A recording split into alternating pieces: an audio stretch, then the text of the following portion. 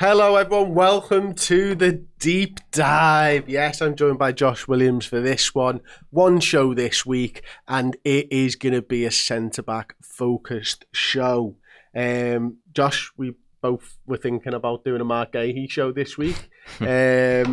You expanded that out to look at like potential options if it's not Marc Guehi, but also a little look at the centre-back division at Liverpool Football Club right now, because obviously Quansah is going to be going to Bayer Leverkusen. Nat Phillips has left to join West Bromwich Albion. We know a little thing about Konate. There's stuff there about his deal running out and whether he's going to sign, and obviously the links to Marc Guehi as well. So were you surprised, first of all, by Nat Phillips leaving the club? Were you surprised he was still here? Yeah, he's the ultimate backup servant, really, isn't he? I mean, how many minutes has he got over the course of the past decade? It's like 10 minutes or something like that he's got, but he's always just kind of lying in wait just in case everyone dies, like they did in... When he comes back on loan for a month in January and goes back on loan again. Yeah, but it's funny that he got that moment in the spotlight, though. Yeah. What was that, 2021? Something like that. It was the year when him and Reece Williams, I think that was 2020 to 21, I think it might have been. Because it was the year after we won the league, wasn't it? Yeah, it was. So we won the league 1920. 2021 then, yeah. Because we tried Fabinho and Henderson and everyone there at centre-half, and then we just went, let's put Big Nat in and Reece Williams and get ourselves some Champions League footy. The thing is, he always kind of had this like specific need, a really small one, but it was always there because of the injury-prone centre-backs Liverpool have had for the past few years. Like, we've always had Matip, we've always had Gomez. Yeah. Konate joins and has similar issues. So you've always got that really small prospect that no one else really has in the league, that everyone but Virgil might just die. And the season that we needed Phillips, even Virgil got injured. Yeah. So just one of them weird perfect storms that resulted in him being a saviour. But hopefully he does well, though. And a proper cult hero, I think it's fair to say as well. Yeah. With Nat and stuff, it was like he had that bandage on and all kinds of stuff, if you remember. And just, he was just brilliant. I remember we put a T-shirt out that just said "Just Edit," like it's sort of a play on the Nike logos and all that type of stuff. You know what I mean? Because that's all he did. He was just in there and he was just editing shit all over the place. I was just going to say then, like, if there's one thing to remember, it is his ability to win duels in the air. It's funny, it kind of relates to today's show a little bit, but that was one thing he would.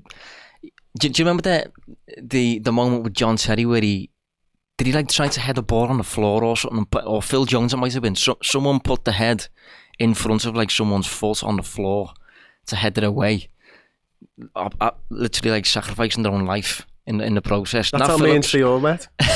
That is, honestly, we were playing a football tournament and I did that. Really? Yeah. Because I think I'd slid in and then it had gone there and like someone on the other side was about to get it and I just launched my head at it and like Steve will tell you the story. He was like, I couldn't believe this lad's just trying to head the ball on the floor, but competitors are competitors, do you know what I mean? And if you've got to head the ball on the floor, you've got to head the ball on the floor. Well, you're Nat Phillips. You're in a select group, with Nat Phillips, Phil Jones and John Terry. Oh God, it's a terrible group. I might have made it worse, to be fair, and it was a bad group to begin with, especially with John Terry being in there. Anyway, we talked that obviously Nat Phillips is leaving, our security blanket's going, Konate, obviously 12 months left on his deal. Saw some stuff the other night saying that, he can't believe what's been out there. There's a lot of lies out there and stuff like that. But all we know is that he's not signed a deal yet.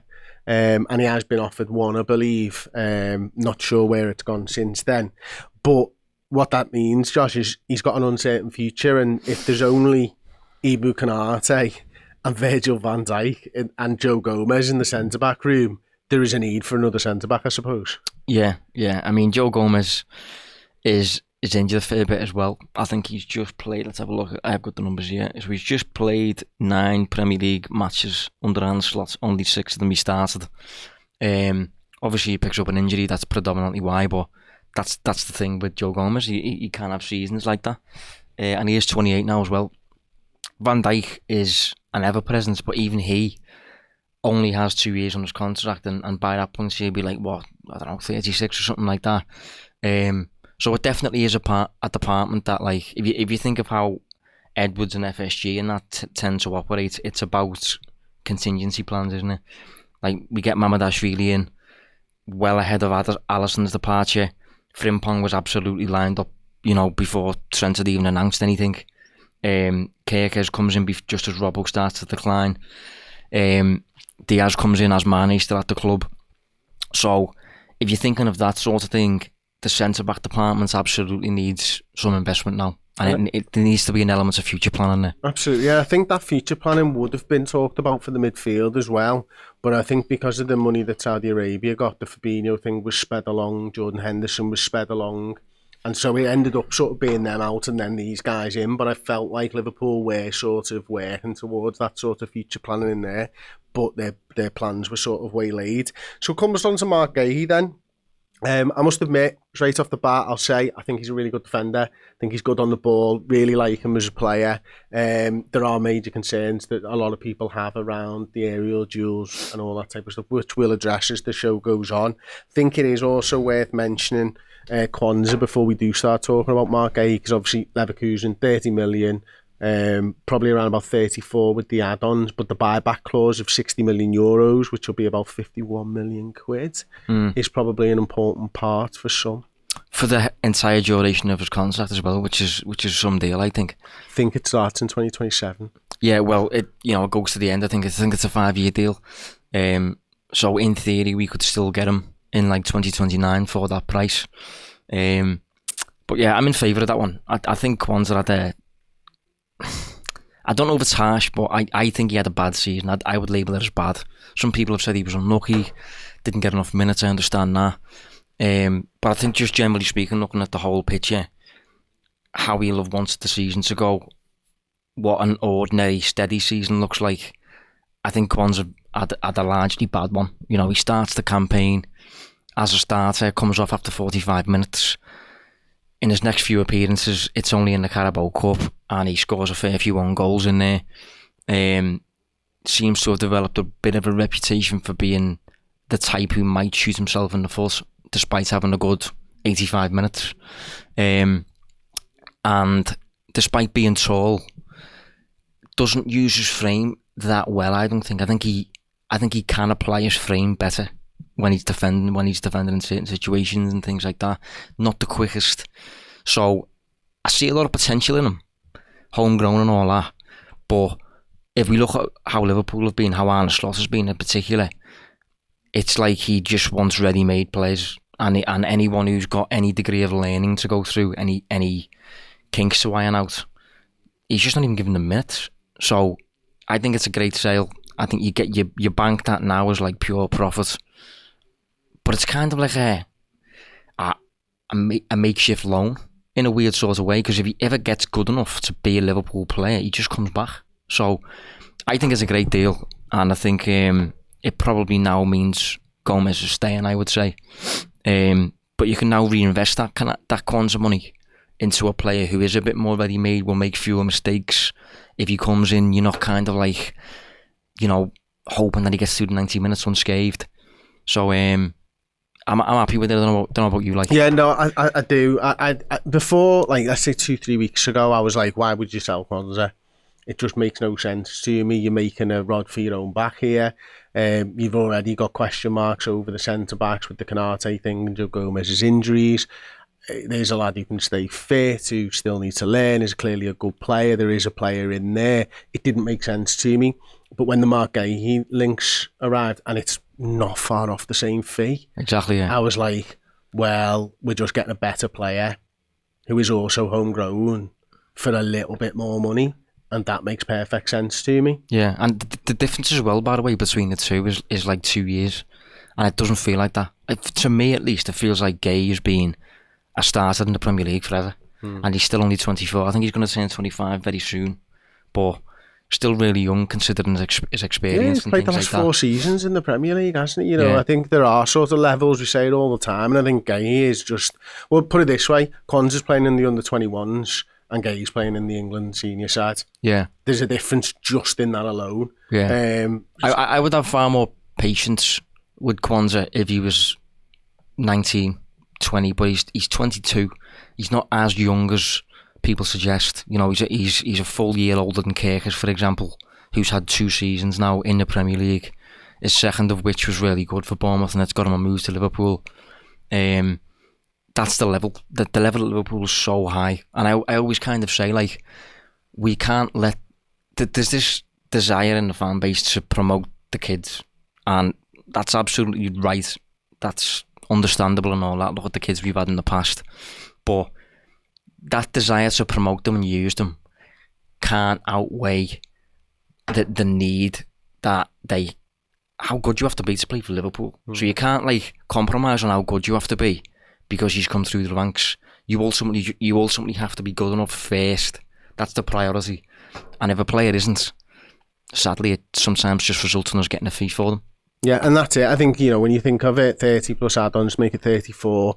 Guehi, 1 year left on his deal. Rumours that they want 45. Rumours that Liverpool have spoken to them about 30 million. Doesn't seem... They'll probably go somewhere in the middle. Might be closer to 40 million quid. You can amortise that over 5 years, so it's less than 10 million a season. You've just banked 30 straight away into this season for the PSR. Nonsense.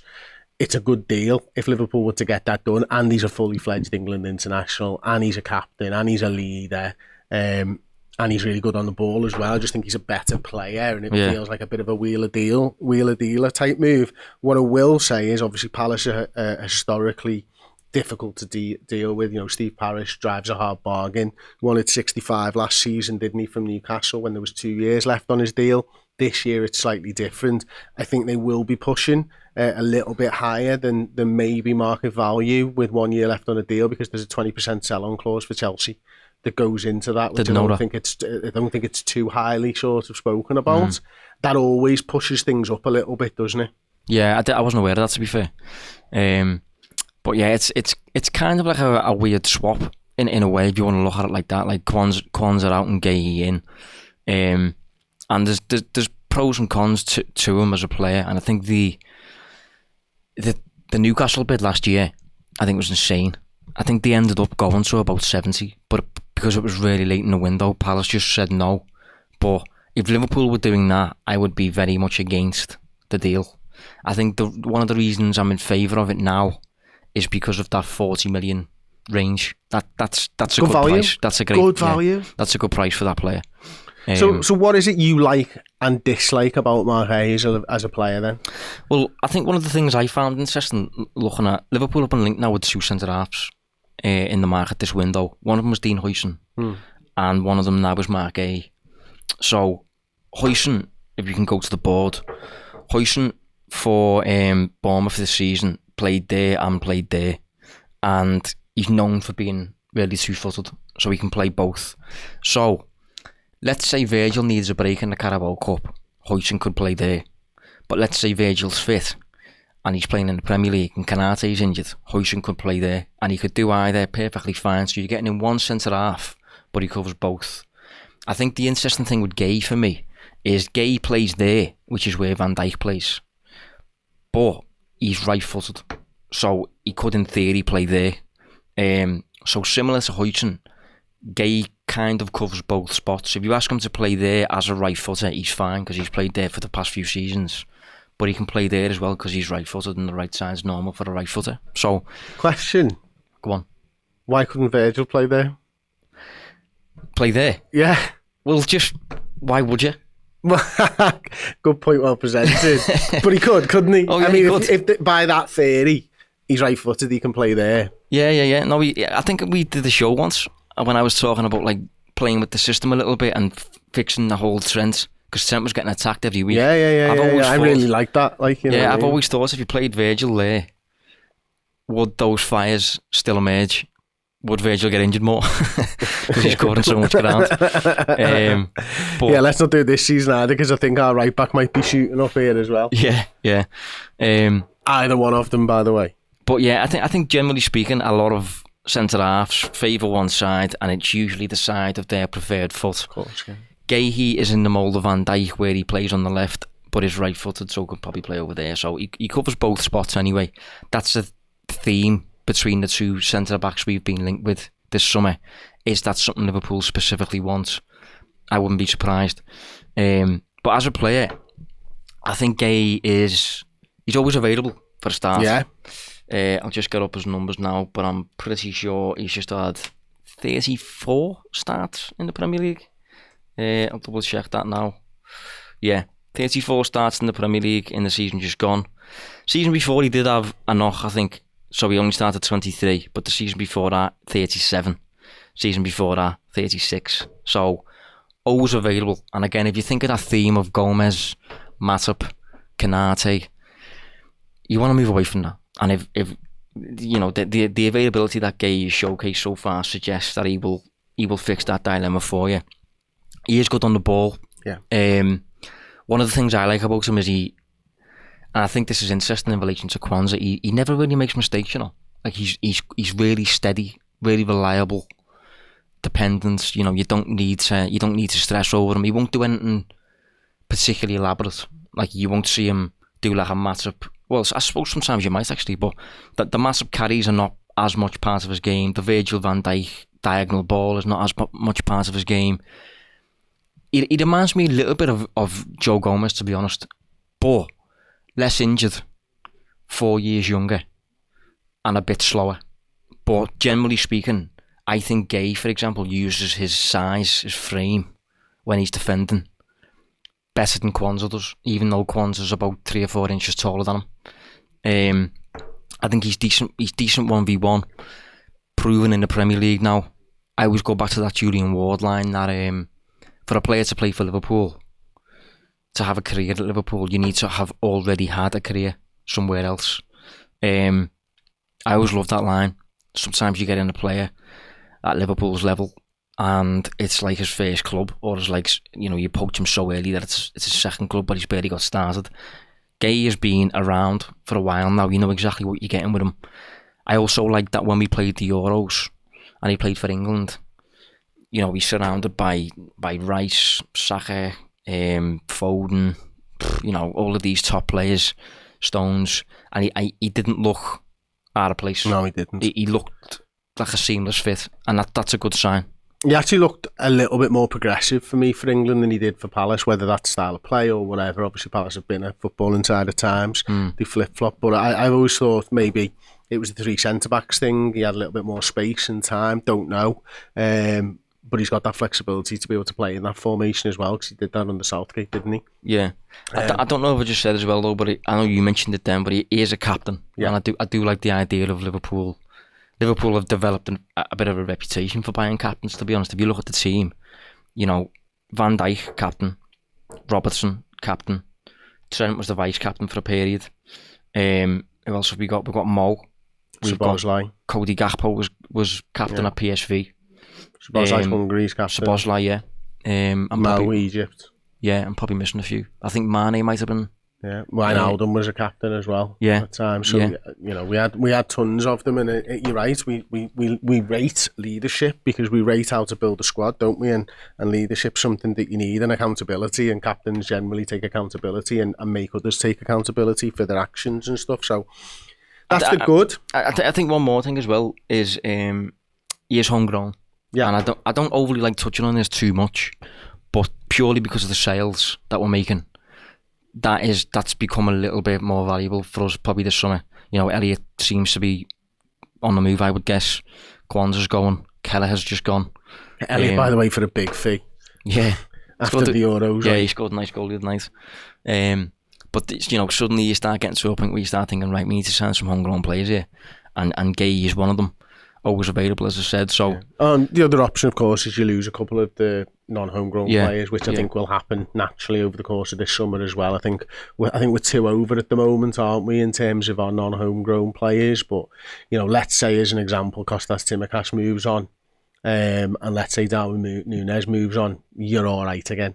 But I do, you know, if you sell Quansah, I think you do absolutely need to bring in somebody like a Marc Guehi and stuff. So yeah, should we go to the viz on the aerial duel stuff, because I think a lot's been made of it. I mean, I think I saw that he was 182 centimetres, which is around about 5'11" 3/4. Normally when a centre back I think is around 6 foot. They're not. No. It's like, let's just edge him up there a touch. Yeah. And I think 182 centimetres, correct me if I'm wrong, it isn't quite 6 foot, but he's down as a 6 footer. But to be fair, on FBref, he's down as 5'11 and a half. okay. So, make what you will of that. Lad, anyone who's had and a half is 5'11. Do you know what I mean? They're stretching there, you know what I mean? As a man who is genuinely just under 5'10, I've said 5'10 my entire life. Sometimes you just got to round up. Well, that's certainly what I'm doing, believe it. Interesting though, because we'll get into the aerial duels now. Yeah. But Jeremy Frimpong, did he? Like brilliant, but short by comparison. Way short. I've got the stuff here now actually for us. If I can find it. Kerkez is 5'11", under 6 foot. Frimpong 5'8", under 6 foot. Bradley 5'11", under 6 foot. Robbo 5'10", under 6 foot. Kostas Tsimikas 5'10", under 6 foot. If you have Frimpong, Guehi, Kerkez, 3 of your back 4 are all under 6 foot. Yeah. It's a problem against certain teams. Like, for example, that's a worry against an Arsenal side. Because if you look at Arsenal's back line, it's full of centre-halves who are all over 6 foot. So, and I think the aerial strength comes into it, to be honest. So I think, let's say Konaté's injured and Liverpool have to defend the corner, and the back 4 that we've got are Kerkez, Van Dijk, Guehi and Frimpong. I don't think Gravenberch is amazing in the air. No, McAllister's not tall. McAllister's not particularly tall. Vets isn't tall. No, Soboslai's not. Soboslai's tall, but he's not guaranteed to be playing. Yeah, Salah's not tall. Diaz isn't tall. Gakpo is. And the 9 remains to be seen at the moment, yeah. But so that, like, broadly speaking, concerns you, doesn't it? Yeah, it's a growing reliance, I think, on Virgil. I mean, there's always been a reliance there, but it's something Newcastle pulled apart in the Carabao Cup final. Yeah, it is. But it's one to watch. I don't think it's too much of. I think ultimately you do just target the best players, and I think the height comes into it a bit, but not as much as the footballing ability of the player. So, if you ask me, have I got a problem that Liverpool have signed Kerkez, Frimpong and Wirtz because none of them are tall? No, absolutely, because they're all really good ultimately. So, I'm happy with the direction of travel, but it's worth keeping an eye on, especially considering Marc Guehi's numbers. Yeah, let's have a look at the viz then. So, this is Premier League this season. Every player on the sheet there is a centre-half who contested at least 50 aerial duels.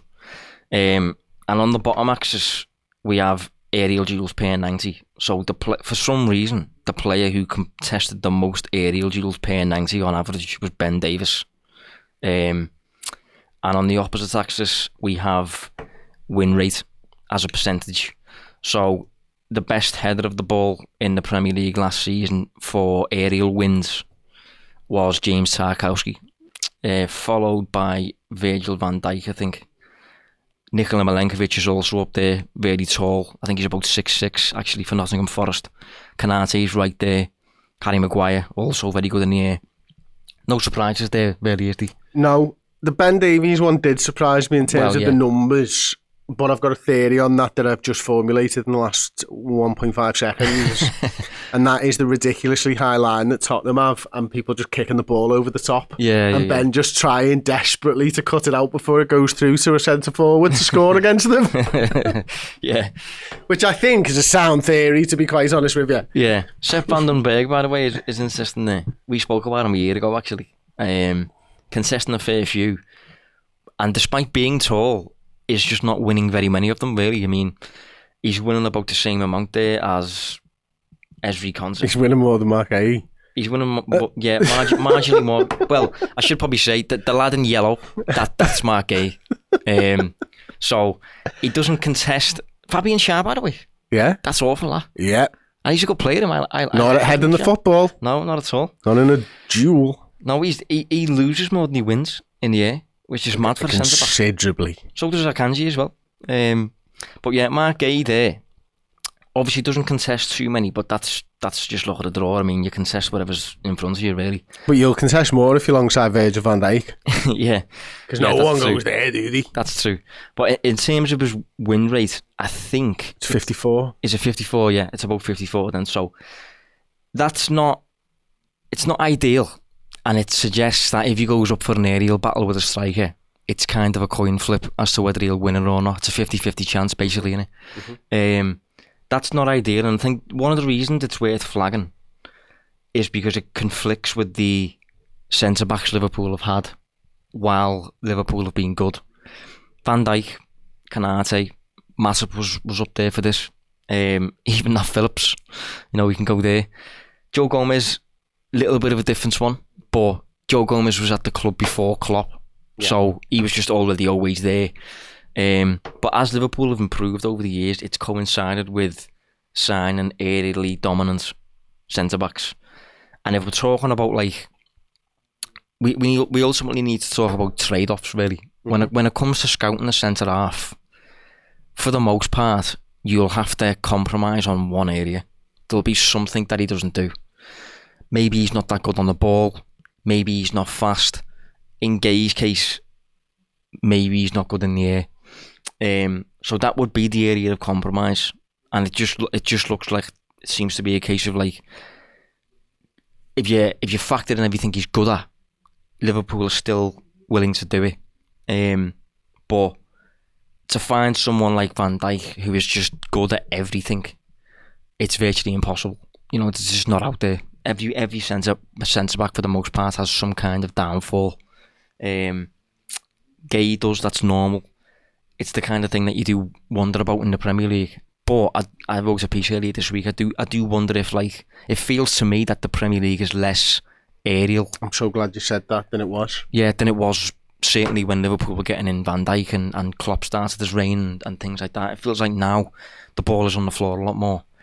That suits Guehi, so. Yeah, absolutely. I mean, just to point fact out as well, over the last 4 years, Virgil's win percentage in the Prem has been 76.5%.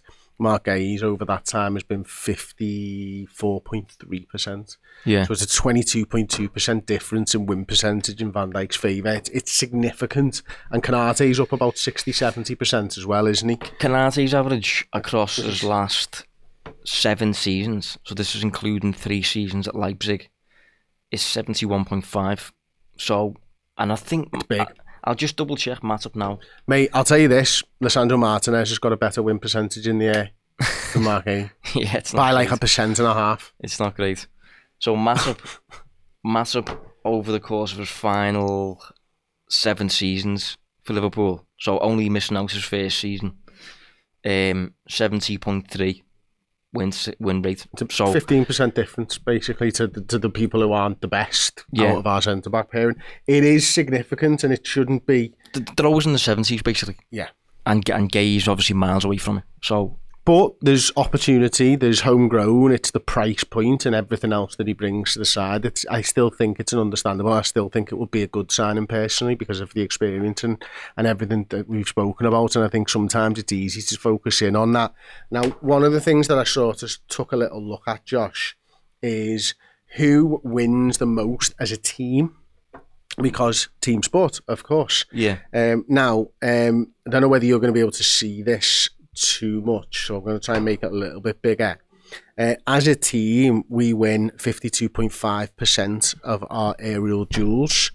Brighton are the highest in the league, 52.8%, so just 0.3% more. Then it's Southampton, 52.6%, then Liverpool.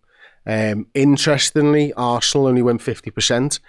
Gabriel does not win a lot of aerial duels. No. Because I wondered what the heck was going on there, to be honest with you. Well, if you check the viz again very quickly, if we can just get it up, he is on there. I've just spotted him before. So he's just a little bit above Guehi, basically to the left. Yeah, that surprises me. Yeah, he feels more dominant than that. He does. I mean, he scores goals. Yeah, he corners. So unbelievable. You sort of naturally go, well, if you're scoring those goals in the attacking penalty area, surely you're clearing them in the other one. And one other thing that I just wanted to, while I'm on this page, just point out is I think the possession stats is interesting to me because I think because we touch the ball so much, you can see there in the league last season, we were the second most touches, 3,000 or 2,200 behind Manchester City. I think if Liverpool were to go more dominant on the ball, which the signings to me suggest that we do want to do that, especially the signing of Wirtz, the more you've got the ball, the less chance you've got of being in aerial duels, essentially. And I think that's something that also might mitigate Marc Guehi as a signing in his weakness. Yeah, well, it feels like Slot's game, in comparison to Jurgen's, is far more methodical in terms of being on the floor and building through the thirds and things like that, using the aerial ball a little bit less. And on top of that as well, it feels like he's used the press less. Weirdly, like Liverpool have been inclined to drop into a block at times. Mid-block, a load. But the thing is that if you go for high press, a lot of the time the way a team gets out of that is by hitting long. So you're encouraging the long ball. But if Liverpool are not as obsessed with the pressing anymore and are more inclined to think, right, this isn't the moment, the aerial ball won't then come. Yeah. Which means Guehi won't, in theory, be challenged. But if I don't know if you just noticed then, but if you look at the aerial success of each team, have you noticed which team are bottom? Man City. Palace. Oh, was it? Yeah. Wow. Marc Guehi's Palace. Wow. Which I think is interesting. I didn't do it by that. One thing I did spot, which I thought was interesting, is, you know, we're like 774 aerial duels contested over the course of the season. Brentford are like 1,100. Yeah. Do you know what I mean? And I think, you know, we're third highest win percentage and we've won the third fewest amount. Yeah. So it doesn't happen a lot by comparison to some of the other teams up the table to us. Yeah. Because our win percentage is pretty good. But the like, just worth flagging as well, though, like the top team, the best team in the league for win percentage in the air is Brighton with 52.8%. 0.3 more than us. That's the best. The best is still a coin flip. So I think, and the worst is Palace on 44%. But like the fourth worst, for example, Manchester City are on 48%. So from Brighton at the top, winning 52% of their aerial duels, and you've got City in 16th, winning 48%. There's ultimately not much in it, is what I'm getting at. And generally speaking, with a game of football, it will always consist of just a lot of aerial duels. Some you'll win, some you won't. It's still not ideal that you've got a centre back who doesn't win too many of them in Marc Guehi, but I think for me, again, going back to trade-offs, I think he offers enough across the board as a profile, especially in this market. You know, we're going to touch on alternatives in a sec, to be worth chasing. Absolutely. Well, let's do it then. Obviously, let's look at some of the alternatives that you think Liverpool could potentially be looking at, mate. Yeah, well, I feel like I say this every time we do a scouting show, but the market's not great. I said this of all right backs. I think we had this said about sixes last year. Left backs, it was good. It's a good little market for left backs. But yeah, it's not ideal. So Nico Schlotterbeck is a player who I've liked for a while. Little tiny bit Dejan Lovren at times, but still really good, really valuable on the ball. But he's left-footed, which means he's playing in the same spot as Van Dijk and doesn't have as much scope to play on the other side. Mm-hmm. And he picked up a bad knee injury towards the back end of the season, and I think he's still out. So, 6-month injury it was. Well, when do you ever see a team buy a player who's injured? You just don't see it, do you? Well, you can't pass medical. Exactly, there you go, yeah. That was April. They reckon he would be out for 6 months, puts it into October. Yeah, so I can't see that one happening. Nathan Collins is growing on me. Okay. Where's he growing on you? Where does he play?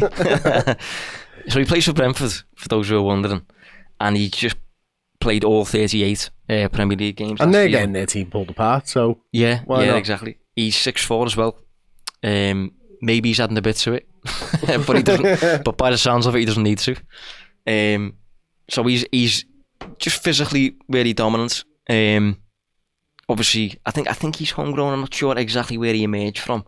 He's from the Republic of Ireland. Yeah, but what was his first club? Do you know? Can you check that? Yeah, I can. Stoke. Stoke, yeah. Yeah, came through the academy for 3 years. They're easy. Did he go to Wolves? Burnley and then Wolves and then Brentford for 2 years. Yeah, so he'll be homegrown. Yeah. Yeah, but he's just steadily climbing the ranks. Always available, as I said. Very physical. Can be quite dominant because of his physicality. Decent level of pace. He can probably improve on the ball, but he's only 24. I think I'm right in saying. Yeah, 24, just turned as well. Yeah. So people kind of like in the space who I follow and that, who I trust and things like that, he's growing as a option. And I wouldn't be surprised if he really climbs the table soon. So it's seen that in Europe and things like that. But I think he's got a few years left on his contract. Yeah, 2029 his contract runs out. Yeah, so that's a nightmare really. You know, another 4 years on it. He's on a relatively low wage though. 30 grand a week according to Capology. Yeah, so 50, do you think? 50 million?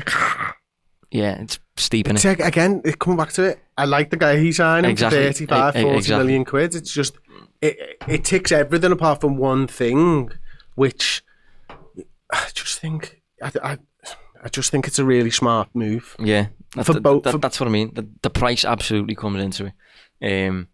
Who else have we got? So, Castello Luchabar, who plays for Leipzig. Again, he's growing. I think he's only 22, but again, left-footed, and again, favours the left side. Mm-hmm. So, if you sign him, rather than being an option for both spots, he more comes in as cover for Van Dijk, and maybe could do left-back bits if you want a wide centre-back out there. Start to copy an Arteta a little bit.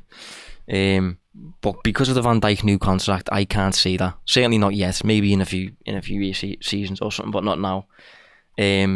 Zabarnyi, I'm a huge fan of for Bournemouth, but it looks like he's going to PSG. About 60 million as well, by the way. Which again, you know, mate, they're getting picked apart as well. Yeah, I know. Obviously lost Huijsen. He's going to go to PSG. Kerker's like, what are they? I mean, Semenyo might be on the move as well. Yeah, even Kepa. Yeah, what are they going to do? I know, it's a shame, isn't it? But and the manager's good. He might get picked off by somebody as well. Yeah. Top club though, and Richard Hughes has obviously had an impact there because he's been there for a few seasons. Who else have we got? So there's a lad called Christian Mosquera who plays for Valencia, Spanish. I think he's an international now. Absolute unit as well. Only 20. I think he's got an expiring contract. So he's June 2026. Yeah, so he's like a promising centre half. You know, obviously when it comes to the Spanish players, you immediately associate them with being good on the ball, but he's built like Canate. So he's one to keep an eye on. I think he's getting linked with Inter Milan a little bit. I'm not sure we'll go there again. Going back to that career thing before Liverpool, he hasn't had too much of one. How many seasons has he had for Valencia? He's had 4 seasons at Valencia in La Liga. 6 starts in his first, 3 in his second. Sorry, 3 starts in his first, 1 in his second. Then he hit 33 starts and 37 starts. So 33 starts as an 18-year-old? 19 at 33, yeah, and 37 at 20. See, that's generally worth keeping an eye on always. Just any centre-back who's like under 20 starting regularly in Europe's top 5 leagues is probably pretty good. So he's another little outside-the-box option.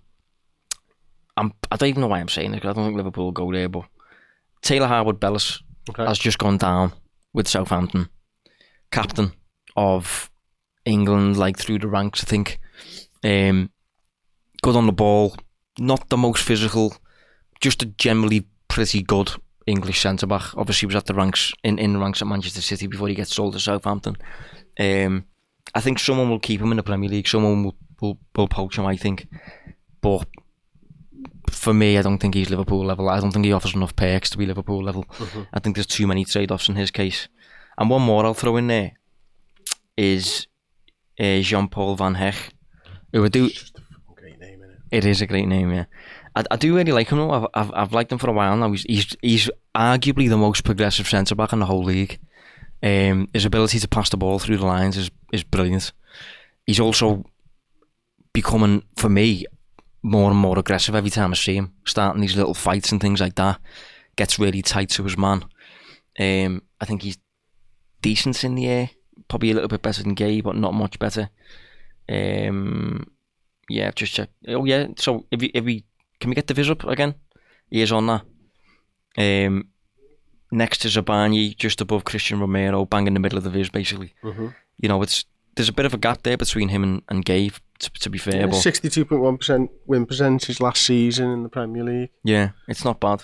But it is Brighton, and let's have a look at his contract. I'm assuming it's 2027. Well, to be fair, I thought he'd have longer than that, but I still think about 50. Do you think to get him out? Yeah. So again, if you look at the markets, if you look at the options and that, very quickly you do realise that Marc Guehi for about 40 or less, for about the price for Quansah, yeah, is great business. Honestly, I don't think there's much of a problem with it. I think he's absolutely fine. I think he's like one of them who's like 7 out of 10 across the board, just pretty good at everything except in the air. I think the thing that I think a lot of the problem is, you mentioned it earlier on, Josh, is that he's been around so long now. It's not exciting in any way, shape or form. It's not like, you know, Bastoni or anything like that, you know what I mean? There's this guy coming in, but, you know, you can't all be a team of Virgil van Dijks. There's only one Virgil van Dijk. What you've got to consider is the ramifications of the money side of things, which the football club will do, the ramifications of the homegrown status, which we've talked about, the rest of his all-round game, apart from maybe the aerial duels. The fact that he'll be in a side where you guess would concede less aerial duels anyway is probably not a bad thing.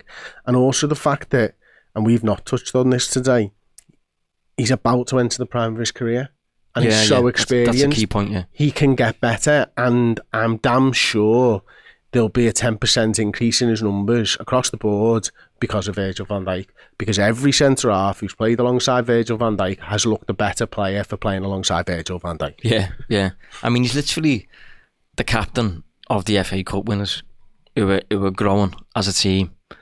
And he's 24, just about to enter his prime as a centre-half, who genuinely tends to skew towards the back end of the career anyway.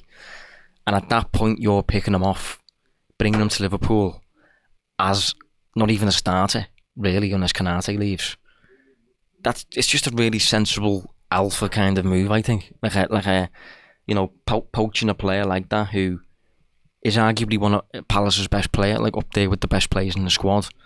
But he moves to Liverpool to be... It feels like a classic like Ferguson move. You know, when Ferguson was running Man United, it's something they would do, absolutely. And he'd come into Man United as a winner, like you know, remember when he signed like, you know, Ashley Young and Antonio Valencia, and even, I was going to say Phil Jones, but I think that was probably a little bit past it. But just players who come in as like really good mid-table players. Alan Smith for me is the perfect example at Manchester United. I think Leeds go down, do they? And then he picks them off. Tevez. Yeah. He picks off Tevez. You know, just a player who is a big fish for a relatively smaller team. And he comes to Man United, comes to Liverpool or whatever. Forms part of a really good group of 16 players, maybe you get minutes all the time. But he's no longer a massive presence. He's just reliable when he comes in. You mentioned there about he's not the most exciting signing either. To an extent, do you even want that with a centre-half? Like a centre-half, if there's one thing we've learned with Quansah, it's that you want someone who just ticks over. You want someone who you can rely on, who will just come in and do a job. No mistakes. Guehi is definitely that. Definitely that. I think if you were to transport Marc Guehi from this year into last year, transfer window, bear with me on this, and you said to two Liverpool fans, Lenny Yoro or Marc Guehi, I think they'd probably all pick Lenny Yoro. Because it's more exciting. I think, you know, a couple of years ago, De Ligt probably falls into the same boat, but he's criminally slow. You know, there are names out there, I think, that are, just because they've not played in England, infinitely more exciting than Marc Guehi. Yeah. He's just a steady option, mate, honestly. I think the word I would use to describe it is sensible. That's the one that comes to mind for me. Just poaching a really steady... It's the kind of thing, again, that maybe like a Bayern Munich could do. Just looking at the rest of the Bundesliga, who's doing well here and who's consistently done well for a while. and then he just comes in and just acts as a steady someone like pillar. Tar moving on from exactly, or something like that. And as you say, the market doesn't seem to be great right now anyway. And I just think, I said this about the striker thing, I just don't think the market in that mid-tier, I said it about the strikers, I'm just not sure it's good in any of the positions. I think if you look at that like 50 to 90 million bracket anywhere, ain't no value in it. Yeah. There's a lot of potential in it. I think you're paying too much money for potential in that bracket. Like Harvey Elliott, fantastic player. Would I feel comfortable with Liverpool buying Harvey Elliott now? I don't know, but maybe that's a bad example. Ekitike is probably the one where I look at that and go, God, for 85 million quid, I'd rather you spend an extra 40 million and get Isak. Yeah. Because I feel like you're just buying potential with Ekitike and that can go wrong. Nunes is a perfect example of that. Well, I think with the centre-half department, though, the way it is at the moment, all the caveats that we threw in at the start of the show, you could sign a centre-back with a higher ceiling, maybe. You know, there's scope for higher upside if he just explodes and becomes this amazing player or something. For example, the 20-year-old Mosquera from Valencia. But because Quansah's leaving, because Phillips is leaving, because Gomez is 28 and injured, and because Van Dijk's got 2 years left on his contract, and Konaté's got a year on his contract that might expire, taking a chance on an upside pick is probably not the right move at the moment. You're not really in a position to do that. You're in a position to get in someone who you know exactly what you're getting. And surprises. No, honestly, Guehi is the ultimate, you know exactly what you're getting kind of vibe. Which is honestly a really positive trait, I think.